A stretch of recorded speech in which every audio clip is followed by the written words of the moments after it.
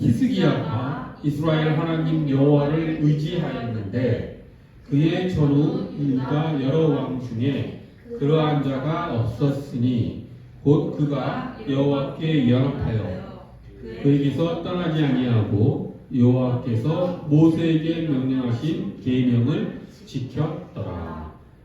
아멘.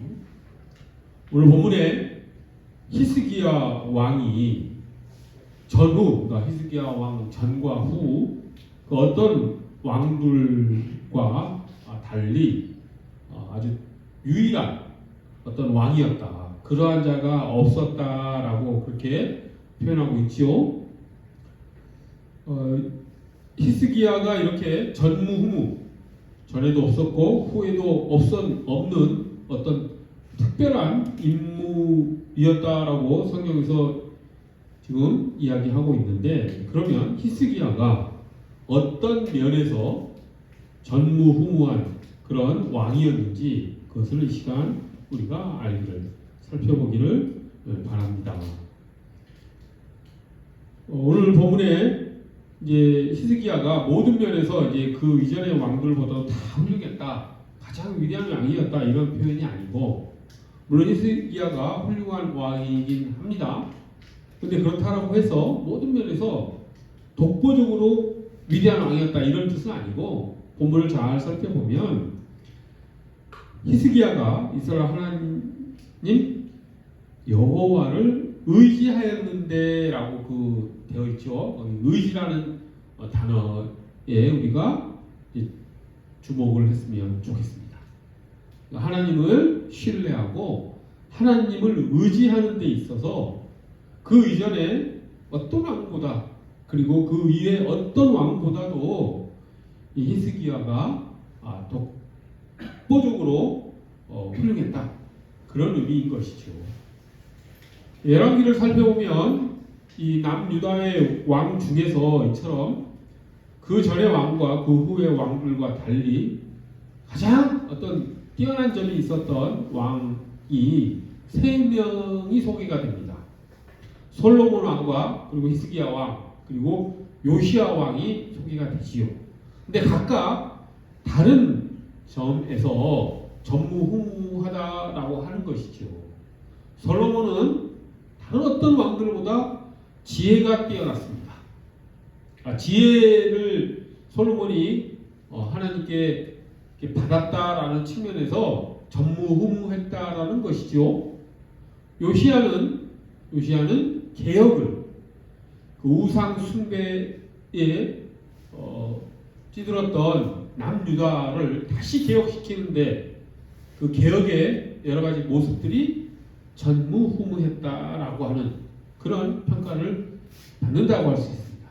그렇다라고 한다면 히스기야는 지금 이제 무엇 때문에 전무후무하다고 했습니까? 하나님을 의지하는 데 있어서, 하나님을 신뢰하고 하나님을 의존하는 삶을 살았다라고 하는 점에서 전무후무하다는 그런 평가를 받고 있는 것입니다. 따라서 오늘 열왕기 하 18장, 19장, 20장에 나오는 히스기야 왕의 삶을 돌아보면서 그는 과연 어떻게 하나님을 신뢰하고 의존을 했는가, 어떻게 하나님을 의지하며 살았는가 라고 하는 것을 살펴보기를 바랍니다. 자, 히스기야 왕은 아버지가 참으로 악한 왕이었습니다.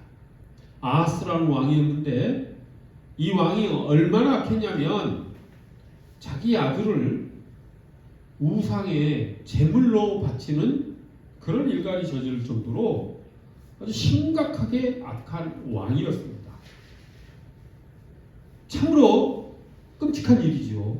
우상 숭배의 극단에 갔다라고 할 수 있을 정도로 아주 악한 왕이었습니다. 이런 악한 왕의 자녀로 히스기야가 태어난 것이지요. 그런데 히스기야는 열왕기서에 기록된 여러 왕들 중에서 가장 선한 왕 중에 한 명으로 평가됩니다. 어떻게 아버지가 악했는데 아들이 이렇게 선할 수 있었는가 라고 하는 그런 생각이 들 수 있지요. 아무리 부모가 악하다 하더라도 자식이 선할 수 있는 것이죠. 자녀는 부모의 영향을 많이 받기도 하지만 부모의 영향만을 받는 게 아니죠. 다른 여러 가지 요소들에 의해서 자녀는 성장해 갑니다. 히스기야가 어떤 면에서 이렇게 선하게 하나님을 의지하고 의존하는 그런 믿음의 사람으로 성장했는지는 열왕기서에 나와 있지는 않지만 시작부터 히스기야 왕의 일대기를 서술하는 시작부터 이렇게 평가를 하는 걸로 봤을 때 히스기야가 악한 아버지 밑에서도 선하게 자랐음은 우리가 부정할 수가 없는 것이죠.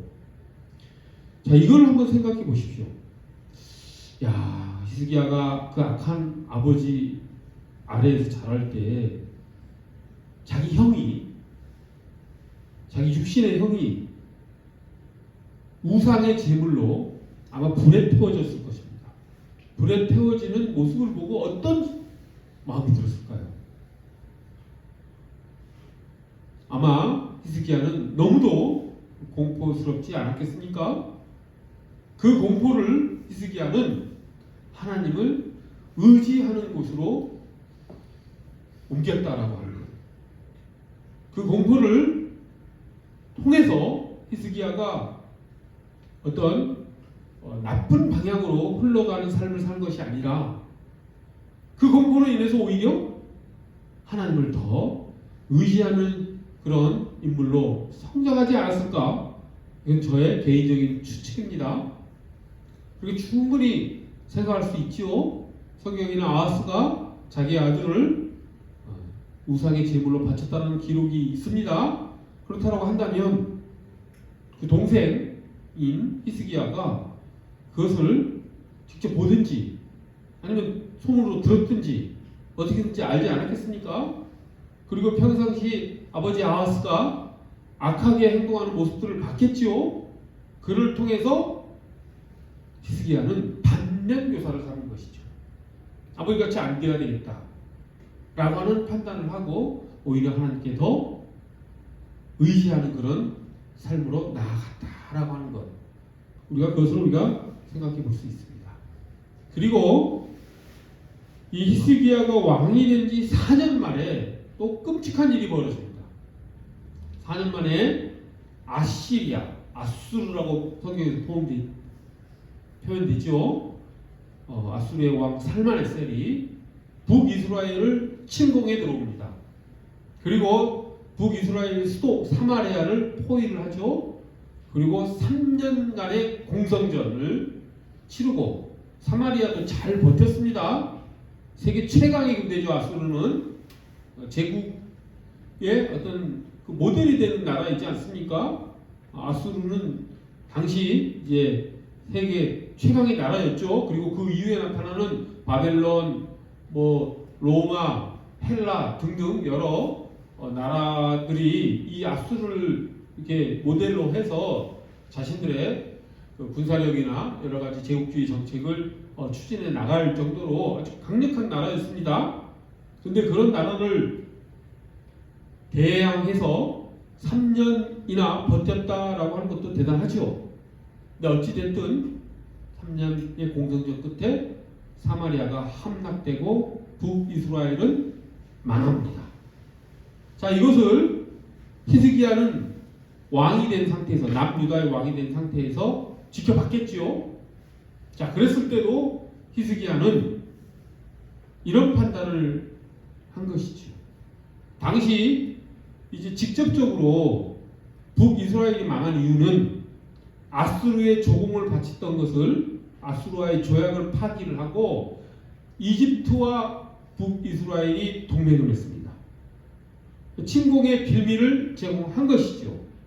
즉 북이스라엘의 잘못된 정책적 판단 때문에 아수르의 그 빌미를 제공하고 나라가 망한 것이다. 이게 인간적인 판단이겠죠. 하지만 똑같은 그 북이스라엘이 멸망하는 모습을 보고 히스기야는 어떻게 판단을 하느냐면 북이스라엘이 망한 것은 하나님을 의지하지 않았기 때문에 이스라엘은 하나님의 백성이 사는 나라이죠. 제사장 나라입니다. 하나님이 이스라엘을 선택하시고 그들을 제사장 나라 삼으신 것은 그 이스라엘을 통해서 하나님을 온 세상의 왕이심을, 온 세상의 주권자이심을, 통치자이심을 세상에 선포하기 위해서 북이스라엘을 선택해서 하나님의 나라로 삼았는데, 북이스라엘이 하나님의 주권을 인정하지 않고 다른 우상을 숭배하고 하나님을 다른 여러 신들 중에 하나로만 그렇게 여기며 살아가는 북이스라엘의 모습을 보고 하나님께서 심판하신 것이다. 즉 히스기야는 북이스라엘이 망할 이유가 하나님을 전적으로 신뢰하지 않고 우상 숭배했기 때문이라는 것을 누구보다도 잘 알았습니다. 그렇기 때문에 히스기야는 우상 숭배를 남유다에서 철저하게 파괴해 나아가지요. 그래서 종교 개혁을 이루어 나갑니다. 성전을 수리하고 성전 안에 있는 여러 우상 숭배들의 요소들을 다 제거합니다. 그리고 전국 각지에 있는 산당들도 제해버리죠. 그 산당에서 이루어지는 우상 숭배까지도 히스기야는 철저히 폐지합니다. 그래서 여호와 하나님을 예루살렘 성전에서 온전히 숭배할 수 있도록 그런 개혁을 이루어내지요. 그렇게 히스기야가 하나님만을 바라는 그런 성전 청결운동, 그리고 우상 숭배를 철폐하는 그런 일을 할 수 있었던 것은 이스라엘이 망한 모습을 보고 반면교사를 삼아서 하나님께 더욱 집중해 나아갔던 것이죠. 우리가 두 가지로 살펴봤습니다. 아버지 악한 왕, 아버지 아하스 왕의 여러 모습을 보고 히스기야는 오히려 그것을 반면교사로 삼았던 것을 우리가 살펴봤고, 또 이스라엘이 망하는 모습을 보고 그들이 왜 망했는지를 또 교훈 삼아 자신의 신앙을 더욱 굳건히 해 나갔던 그런 모습을 우리가 살펴볼 수 있지요. 그렇게 히스기야는 오히려 그런 악한 아버지 또 북이스라엘 멸망을 보고 자신이 하나님께 더 나아가야 되겠다라는 아주 올바른 판단을 하며 나아갔던 사람이었던 것이죠. 자, 그런데 그렇게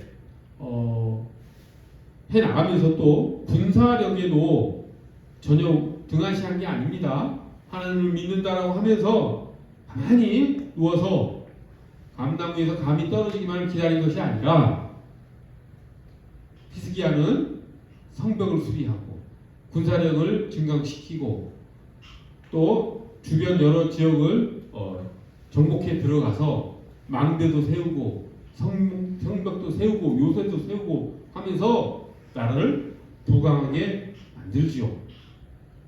이처럼 여러 면에서 아주 훌륭한 그런 국가 통치 행위를 해 나가고 있었는데 뜻밖의 일이 벌어집니다. 그렇게 하나님을 신뢰하고 정치를 잘하면 좋은 힘을 벌어줄 줄 알았는데 웬걸 이번에 아수르가 남유다를 침공해 들어옵니다. 산헤립이라고 하는 왕이 이제 쳐들어오지요. 당시 아수르는 남유다와 같은 작은 나라가 상대할 수 있는 나라가 아닙니다. 그런데 이제 쳐들어왔으니 남유다는 어떻게 하겠습니까? 이제 히스기야가 첫 판단은 잘못된 판단을 합니다. 사실 히스기야가 이렇게 아수르가 쳐들어오게 하는 데는 잘못된 정책 판단도 있었습니다. 즉 히스기야가 아수르에게 조공을 바치던 것을 이제 끊고 이집트와 또 연합을 맺어서 그 아수르에게 빌미를 줬다라고 하는 점에서 잘못된 정책 판단을 했지요. 아마 아수르가 북이스라엘을 멸망시키고 했던 그런 모습 속에서 아수르를 계속 같이 동맹의 나라로 갈 필요는 없겠다. 그래서는 안 되겠다는 판단을 했을지도 모르겠죠. 어쨌든 그런 정책적 판단을 통해서 아수르가 남유다에 쳐들어오게 된 것이죠. 하지만 이제 첫 번째 히스기야가 그 침공에 대해서 반응한 것은 우리가 생각하는 그 히스기야의 올바른 판단했다는 반응이 아니었다라고 하는 것을 우리가 볼 수가 있습니다. 이제 얼마나 다급했는지 히스기야가 그만 인간적인 판단으로 이제 사절단을 보냅니다. 사절단을 보낼 때 금과 은을 그 사내들에게 제공하면서 당신이 우리에게 요구하는 그 문을 이렇게 우리가 가져왔습니다. 그 문이 부족하니까 이 히스기야가 성전에 있는 그 문에 도금을 했는데 그 도금한 금까지도 긁어내고 자기가 살고 있는 왕궁에 있는 기둥에 또 도금해 놓은 금까지도 긁어내면서 그러니까 팍팍 긁어서 조공으로 사내들에게 바칩니다. 즉 조공을 통해서 이 어려운 문제를 해결하려고 하는 그런 판단을 했던 것이죠. 하지만 사내들은 그 조공을 받고 물러선 것이 아니라 오히려 랍사게라고 하는 자신의 부하를 통해서 예루살렘을 포위하라는 명령을 내립니다. 그리고 랍사게는 대군을 이끌고 20만 가까이 되는 대군을 이끌고 예루살렘을 포위를 하죠. 자, 그때 이제 어떻게 했습니까? 히스기야가 그때서야 제로 정신을 차립니다. 그때서야 히스기야는 문제 해결을 하나님께로부터 받아야 되겠다라는 판단을 하고 당시 선지자 이사야에게 사자를 보냅니다. 사절단을 보내서 하나님의 이제 응답을 기다리지요. 그래서 이제 이사야가 하나님께 기도했겠죠. 그리고 응답을 보내주는데 하나님께서 그러니까 사네립 왕이 물러나게 될 것이다. 예루살렘을 포위하던 그 군사를 되돌려서 본국으로 돌아가게 될 것이다. 그리고 본국에 가서 살해당할 것이라고 이사야가 말을 해줍니다.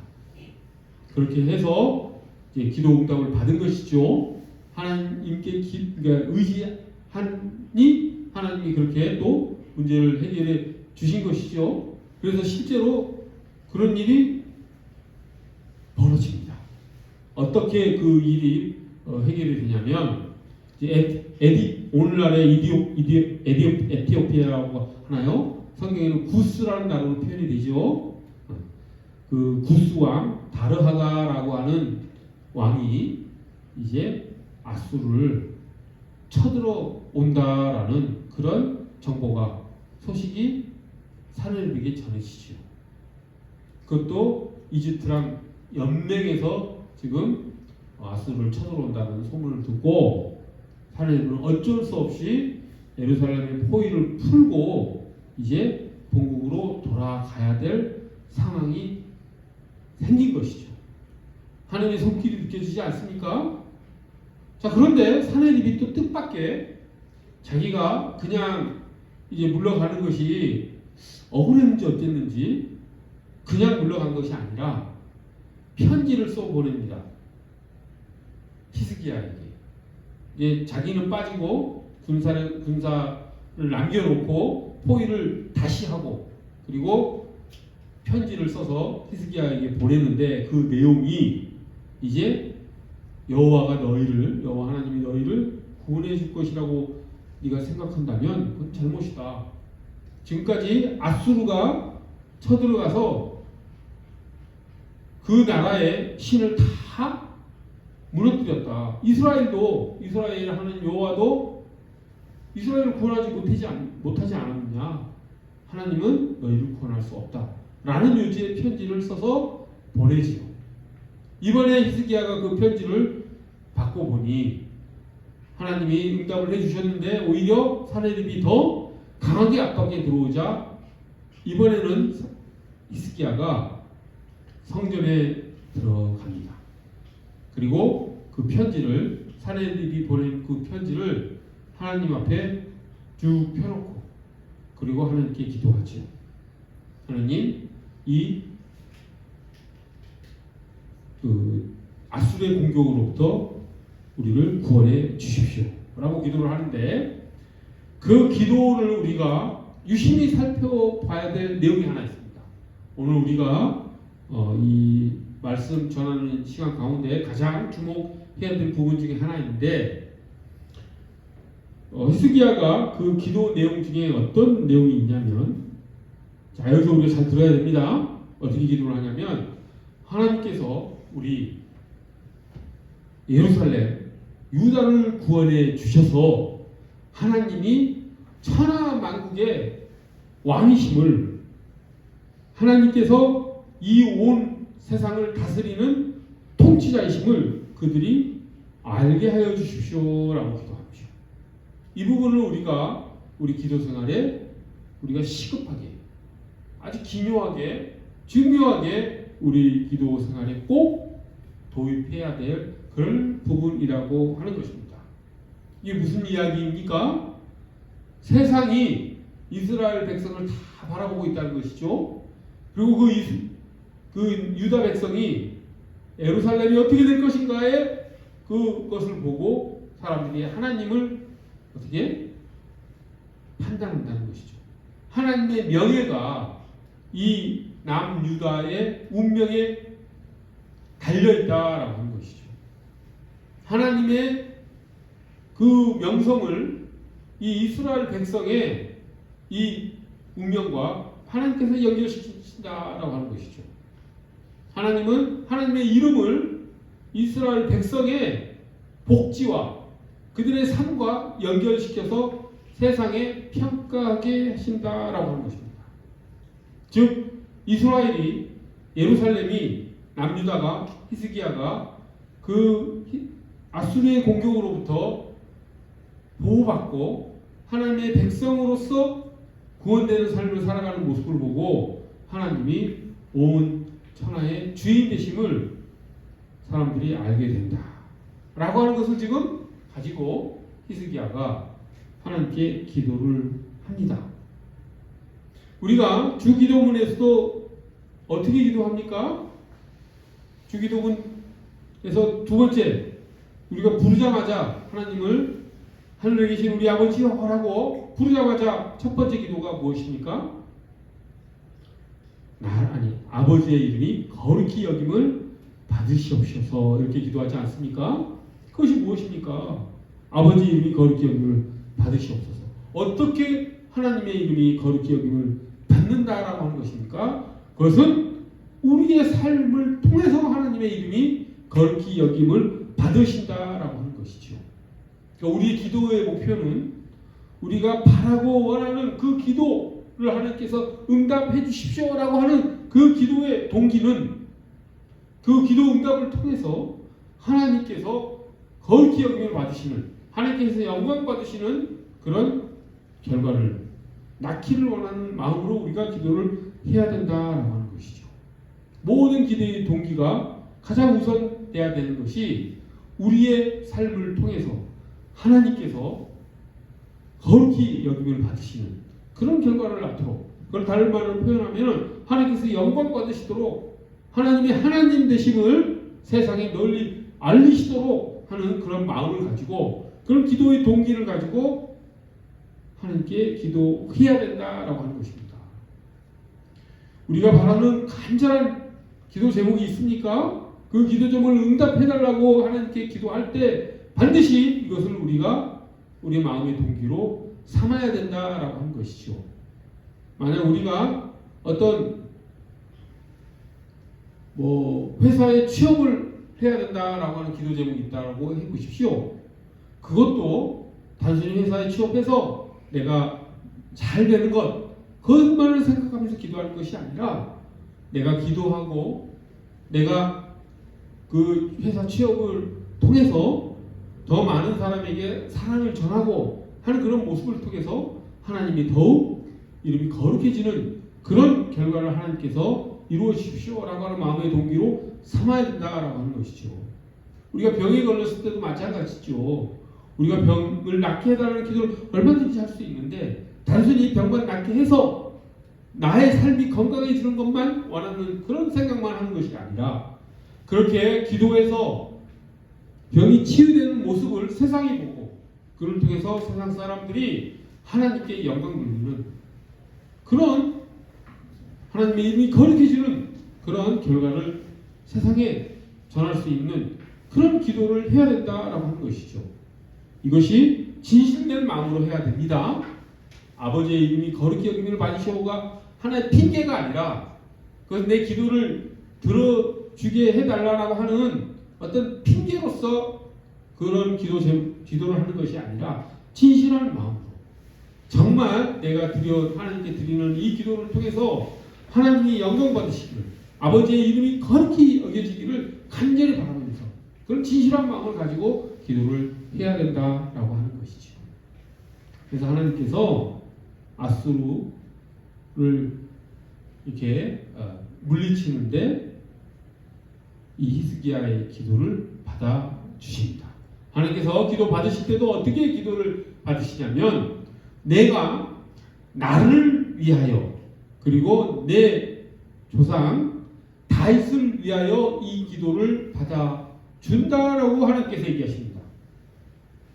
놀랍지 않습니까? 하나님께서 지금 기도를 받는 이유를 뭘로 되셨습니까? 하나님 자신을 위해서 그리고 다윗을 위해서. 이게 무슨 뜻입니까? 그 남유다의 보호, 남유다가 적의 침략을 받아서 그들을 물리쳐주시는 하나님의 그 기도 응답을 통해서 하나님의 이름이, 하나님의 명예가 달려 있다는 것을 확실히 해 주신 것이죠. 너희를 보호해 주는 것이 나의 명예를 높이는 것이다. 그것이 내 이름이 거룩해지는 것이다. 라고 하는 표현을 나를 위해서 너의 기도를 들어준다라고 지금 이야기하고 계시죠. 그리고 두 번째 이유가 또 무엇이었습니까? 내 조상 다윗을 위하여. 그건 무슨 의미입니까?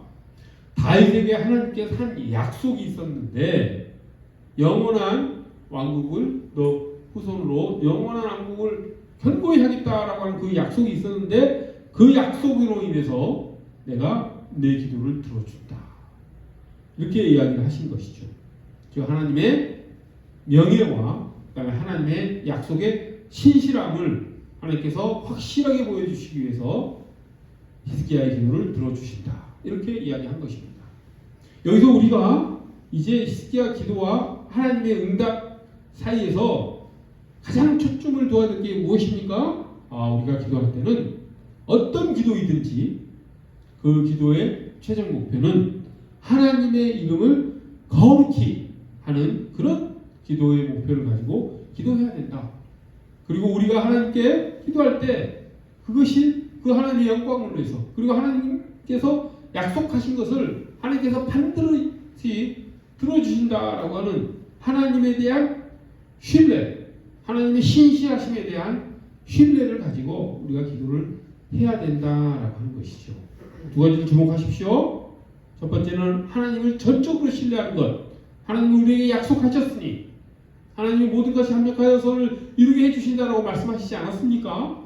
그렇다면 그 하나님의 약속을 우리가 신뢰한다라는 그런 마음을 가지고 그리고 그 기도로 인해서 기도 응답을 통해서 하나님의 이름이 거룩히 여겨지게 된다라고 하는 그 두 가지를 가지고 우리가 하나님과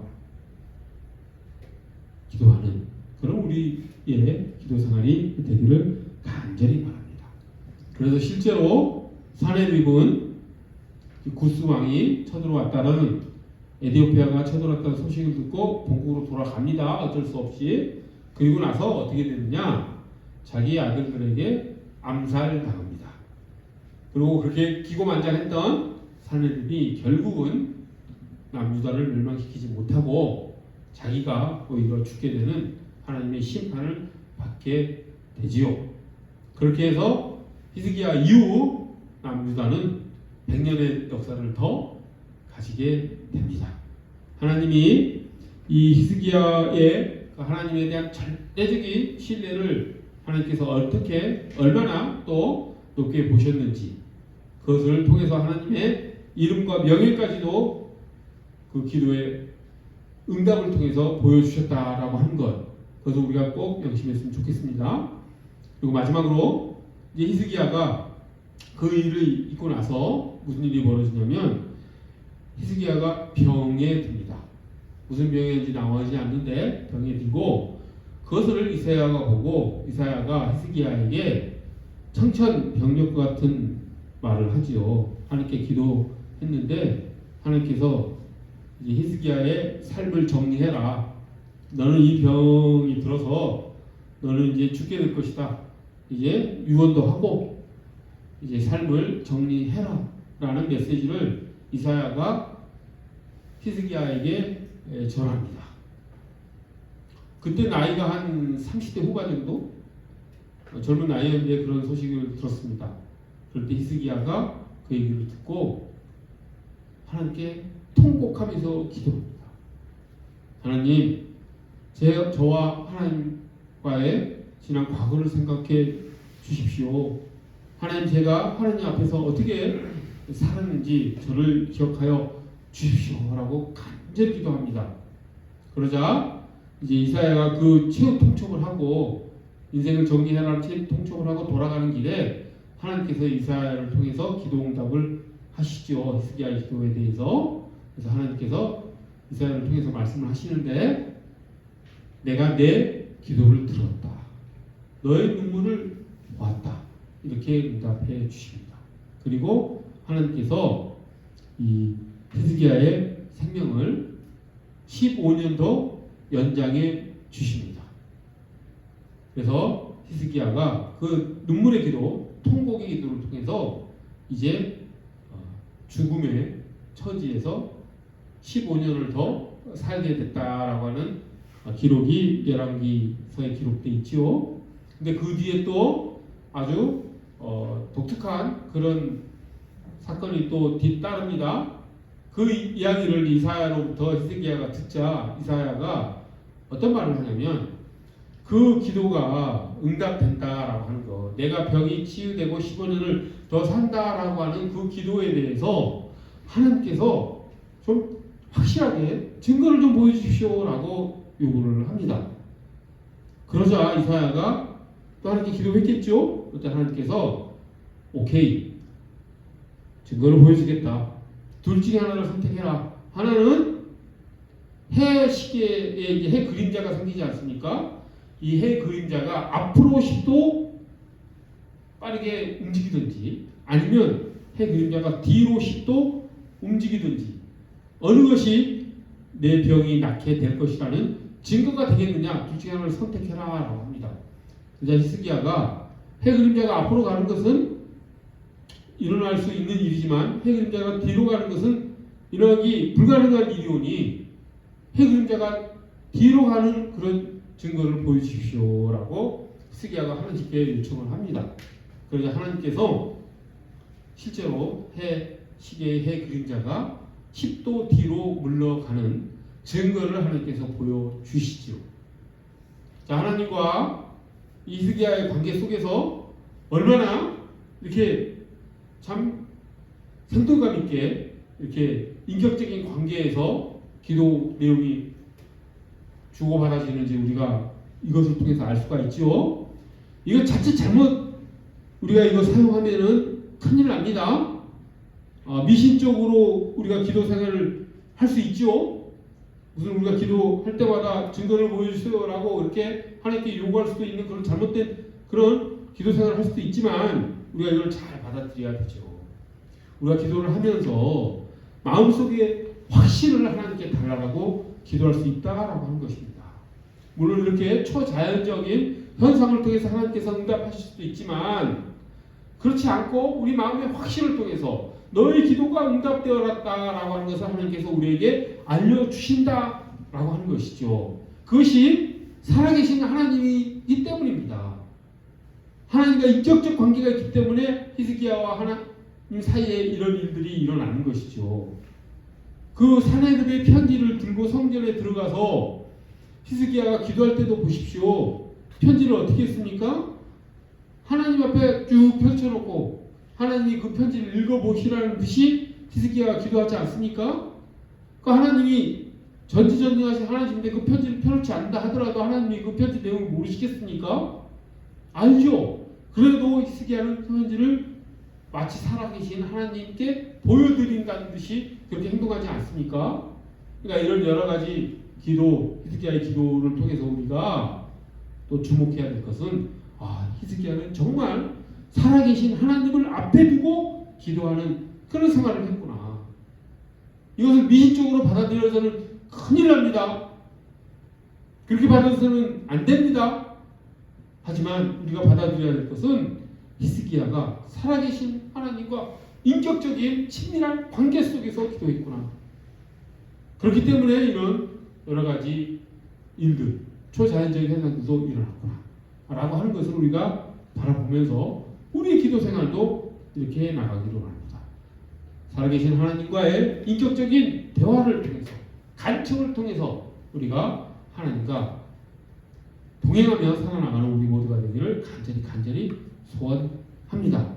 그 기도 응답을 통해서 하나님께서 영광 받으시고 하나님 되심을, 하나님이 세상의 왕이심을 세상에 널리 알리시기로 하나님께서는 성경을 통해서 우리에게 알려주셨으니 우리 기도 생활이 그렇게 이루어지기를 또한 간절히 바랍니다. 기도하겠습니다. 거룩하고 자비로우신 하나님 아버지, 오늘 히스기야의 삶을 통해서 하나님께 의지하고 하나님께 기도하는 것이 어떤 것인지 우리가 살펴보았습니다.